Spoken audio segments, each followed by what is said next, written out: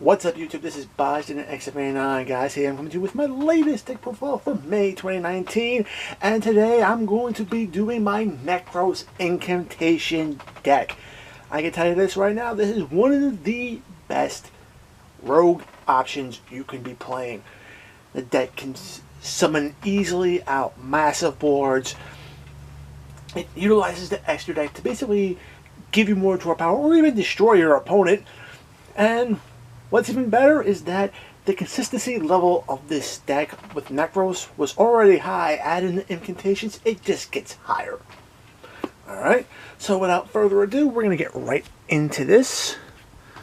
And we're going to start off, of course, with the ritual monsters in this deck. Alright, we're going to start off with 3 copies of Nekroz Brionac. Alright, Brionac is the level 6 Nekroz ritual monster. Alright, now all the Nekroz ritual monsters have 2 effects. One kind of acts like a hand trap within the hand, and the other activates while they're on the field. Alright, so with Brio, you can actually send this card from your hand to the graveyard, search your deck for another Nekroz warrior type monster. Awesome. While this card's on the field, you can actually target up to 2 monsters that were special summoned from the extra deck and then shuffle them back in the deck, which is actually pretty damn awesome. Alright. Next, we got 2 copies of Nekroz Colossus. Alright, Colossus, while in the hand, you discard it. You can search any Nekroz spell or trap from your deck to your hand, which is just huge. Alright, while it's on the field, it has awesome quick effect for battles. Basically, you can actually target 1 card that was special summoned and basically bottom out its attack to 0 and negate its effects for the turn, and it's just an awesome card. Oh man. 1 copy of Nekroz Gungear. This wasn't reprinted in dual power, but it might, who knows, might get a reprint in Battles Legend Heroes Revenge. Alright. While this card's in your hand, it has a hand trap effect where basically if one of your Nekroz monsters is just targeted by a card effect or going to be destroyed by battle, you can just discard it from your hand and it protects that monster, which is cool.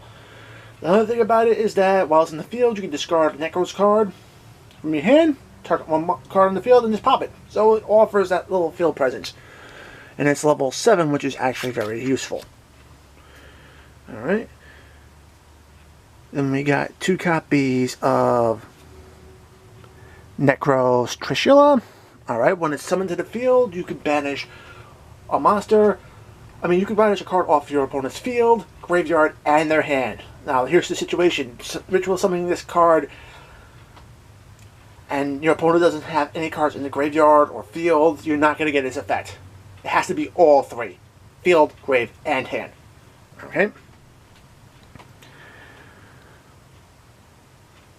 Okay, and this other thing is this hand trap effect is basically you can actually discard it from your hand and negate a card's activation if it was targeting the Nekroz monster, which is actually pretty cool.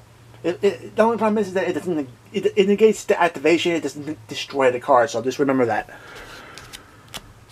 Okay.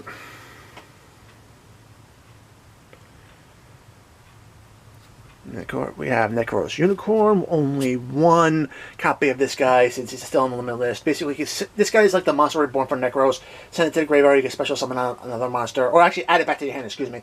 And then while this guy is sitting on the field, it basically acts like a skill drain, knocking out all the effects of monster special summon from the extra deck, which is actually very useful. Okay, and then we have 3 copies of Nekroz of Valkyrius. Alright, hand trap effect, you could discard this card from the hand and basically you just end the battle phase, which is actually pretty good. And then while it's in the field, you contribute up to 2 cards from your field or your hand and then draw an equal number of hands. So this guy gives you extra draw power in the deck, so it's actually very useful.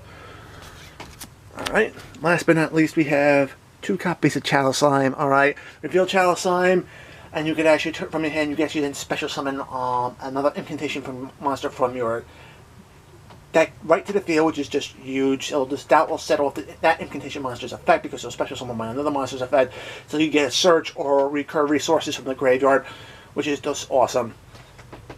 And then while it's on the field, you can just turn around and send an incantation monster from your field or your hand to the graveyard, and this pop a card, which again adds more field presence control to your field, which is just huge. Alright, so that's it for the Ritual Monster lineup. On to the other main deck monsters. One copy of Bookstone. Okay, Bookstone recurs, I think it was monsters. Yeah, no, it recurs the ritual spells from your graveyard right to your hand. Excuse me about that. When it's special summoned by another card effect, which is all right. All right, Incantation Candle. This is also one that actually searches a ritual spell from your hand to your graveyard when it's special summoned by another effect. All right. 2 copies of Pencil Plume. This is the one that recurs ritual monsters from your graveyard back to your hand. And then, of course, you have Talismandra. This is the one that when it's special summon, it can actually add a ritual monster from your deck to your hand, which is awesome. Another thing about it is that you have to turn around whenever you're summoning special summoning or incantation. You have to have either a ritual monster or a ritual spell in hand to reveal to special summon to the field, and then it triggers the effect to special summon another one onto the field. So just keep that in mind. Alright, last but not least, oh, we still got more to go, but 3 copies of Manjo is pretty much standard in all ritual decks. You can search out any ritual monster or spell when it's normal summoned. You have the 1 copy of Sure, it's still at 1, just like Unicorn, but hey, this guy can fill up the level requirements for any Nekroz ritual summon, which is just huge, which makes him so awesome. And last but not least, I have 1 copy of Zaborg, the Mega Monarch. Typically, I don't really see the use of this 2 copies of it. I know you can see it a little bit more often. It's just that I don't find utilizing its effect twice in this particular deck very useful. Alright, whenever you turn around and tribute summon this card using a light attribute monster, and then you destroy another light attribute monster by its effect, typically you'll be popping itself, you can actually then turn around and basically send the cards from your opponent's extra deck equal to the monster's level, and this monster's level 8.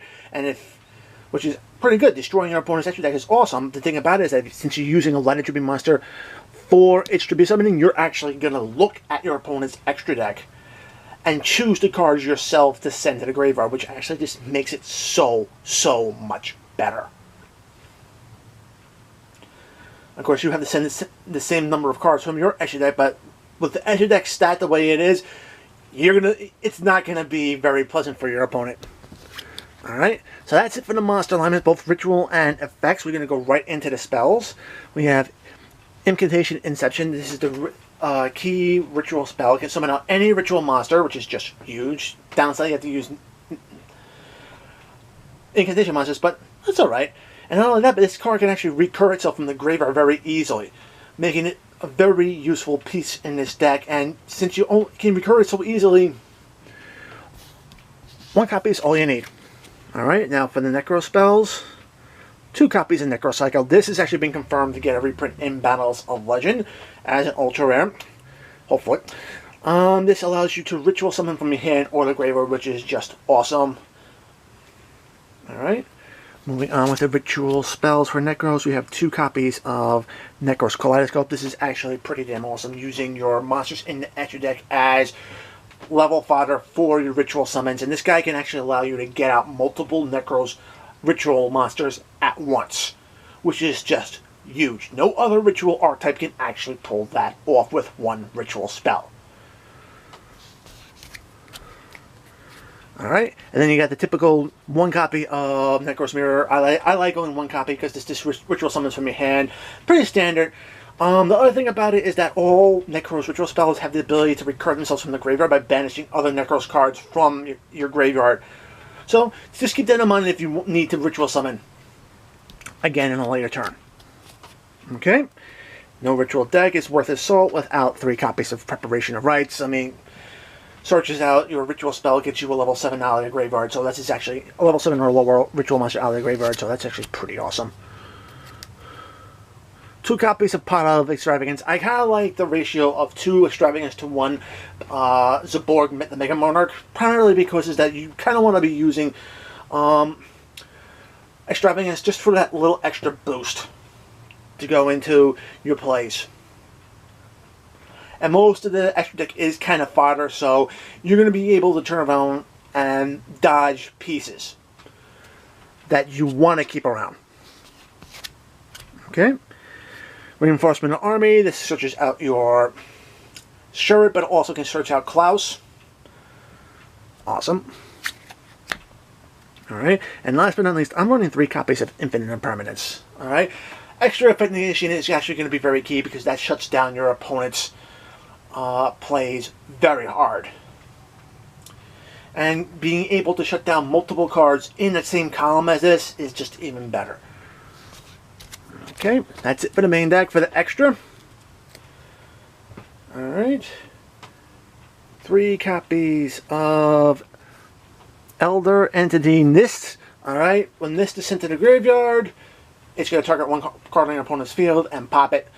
Typically, you'd be wanting to send this card off of Megazaborg's effect, so you can actually just turn around and take more resources off your opponent's field. Alright. Another card, and this is one card you must send with Megazaborg, is going to be Cyframe Lord Omega. Basically, this card is the one card you're going to want to have sitting in your graveyard, because with Pilot Extravagance in this deck, this card's going to be able to recur any of those banished cards from your extra deck back into the graveyard, and then from there, you can actually use Cyframe Lord Omega's other effect to bounce that card back into your extra deck with itself. Awesome plays. It's very necessary in this deck. Alright. Some Kaleidoscope targets. Level 10. Heart Red Dragon, Archfiend, Bane.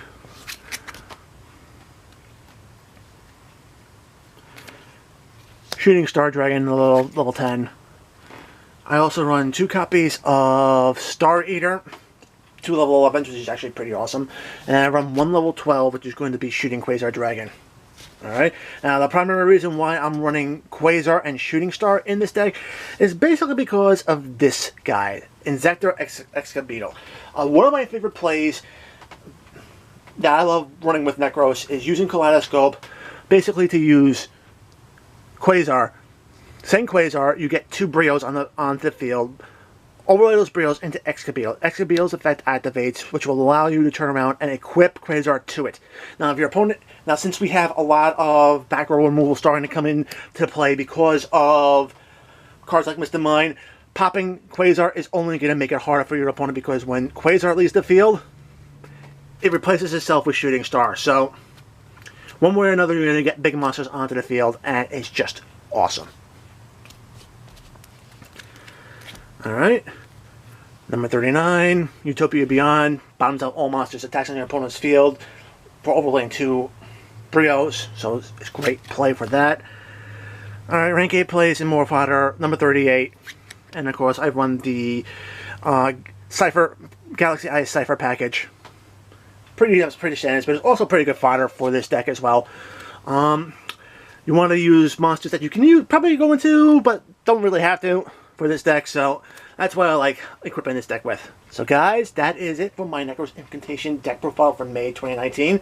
Guys, if you like this deck, give it a thumbs up. If you want to see more content like this on my channel, subscribe and enable notifications so you don't miss a single upload. Check out the description box, find the invite link to my Discord, join the conversation. We would love to have you.